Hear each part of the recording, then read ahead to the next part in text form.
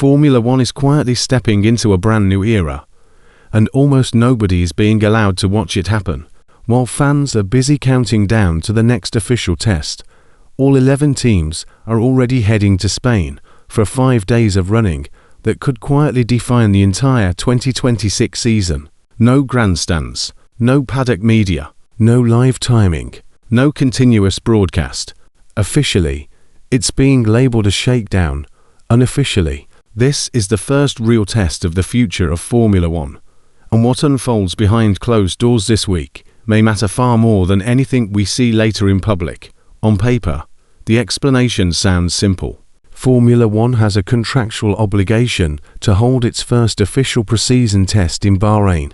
By downgrading Barcelona to a private shakedown, the sport can technically claim that Bahrain still holds that status. But inside the paddock, nobody is confused about what this really is. Engineers, drivers, and team bosses all know this is test number 1. The data gathered here will shape development plans, expose early weaknesses, and determine who arrives in Bahrain confident and who arrives already chasing answers. There's also a reason teams are more than happy for this test to stay out of the spotlight. The 2026 regulation reset is massive, arguably even more complex than the ground effect revolution of 2022. New power units, new chassis rules, new aerodynamics, and new tires all arrive at the same time.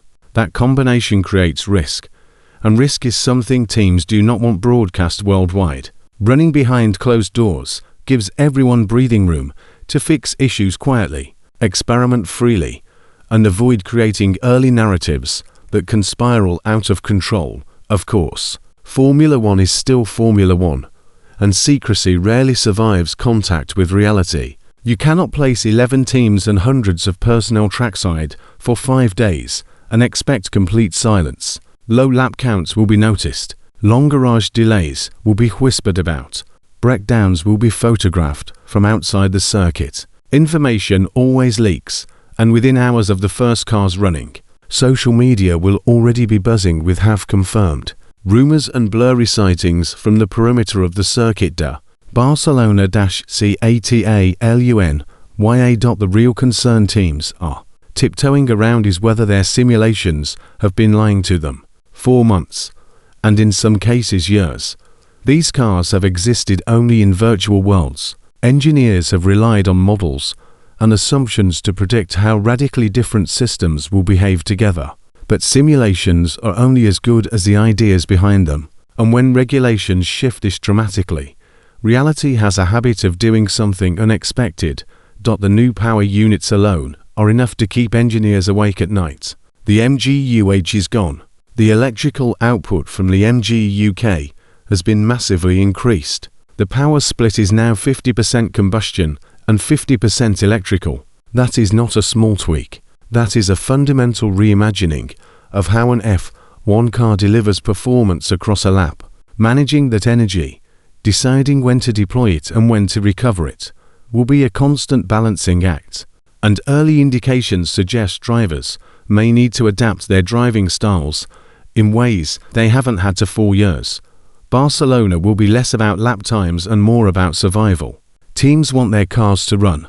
They want systems to talk to each other without throwing error codes. They want to complete laps without pulling the bodywork off every few runs. If everything goes smoothly, some teams may flirt with setup work or limited performance exploration, but realistically, the bulk of that work is being saved for the more public Bahrain tests. One of the biggest wildcards in all of this is active aerodynamics. For the first time in modern Formula One, cars will be adjusting their aerodynamic profiles dynamically throughout the lap. Both front and rear wings will move, shifting between high downforce and low drag modes far more aggressively than anything we've seen before. On paper, it promises efficiency and better racing. In reality, it introduces a host of unknowns. How does the car behave when those surfaces move mid-corner? Does the balance remain stable, or does it shift unpredictably? Do drivers trust the system or fight it? These are questions no simulation can fully answer. There's a lingering fear in the paddock that active aero could become the 2026 equivalent of porpoising, a problem nobody fully anticipated until cars hit real asphalt. Barcelona is the first chance to see if that fear has teeth. Naturally, fans are already asking the forbidden question, who looks fast? And the honest answer is that speed barely matters this week. What will matter is who looks lost. Reliability problems, repeated stoppages, and minimal mileage will tell far more than a headline lap time ever could. If one car is circulating methodically while another struggles to make it past the first sector, people will notice. Even without timing screens, there's already speculation swirling about power unit performance. Reports suggest Mercedes may have found a clever interpretation of the compression ratio rules that unlocks additional output. Whether that holds up in reality is another question entirely. Even if one manufacturer does have an edge, Barcelona may not reveal the true gap. What it will reveal is whether anyone has made a fundamental miscalculation. Different teams are also approaching this test with very different philosophies. McLaren has indicated that its car will remain largely unchanged from Barcelona through to the opening race, suggesting confidence in its baseline concept. The priority appears to be understanding behavior rather than rushing upgrades. Ferrari, meanwhile, is taking a more cautious route, starting with a conservative specification to ensure reliability before unleashing more aggressive developments closer to the season. Comparing raw performance between such different approaches could easily send fans and analysts down the wrong path. Then there is the absence everyone in the paddock is quietly watching. Williams will not be in Barcelona at all. Delays to its new car have forced the team to skip the entire test, a huge setback before the season has even begun. Missing crucial early data, while rivals refine systems and understand their platforms, puts any team on the back foot. For a squad that finished strongly last year and entered 2026 with optimism, this is not the ideal start. As if technical uncertainty weren't enough, the weather could further blur the picture. January in Barcelona is far from perfect for testing. Cold temperatures and the possibility of rain threaten to limit meaningful running. Several teams have already hinted that previous shakedowns were hampered more by conditions than reliability issues. If the track stays cold and damp, even fewer conclusions can be drawn from what little information escapes. There will be some official noise. A small Formula One TV presence means occasional interviews with drivers and team personnel will trickle out, carefully worded, unlight on specifics. There will be smiles when things work and vague reassurance when they don't.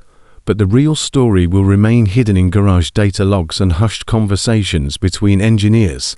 Ultimately, Barcelona is less about what fans see and more about what teams learn. It's a dress rehearsal without an audience, a chance to make mistakes quietly, a chance to discover whether months of virtual development align with physical reality.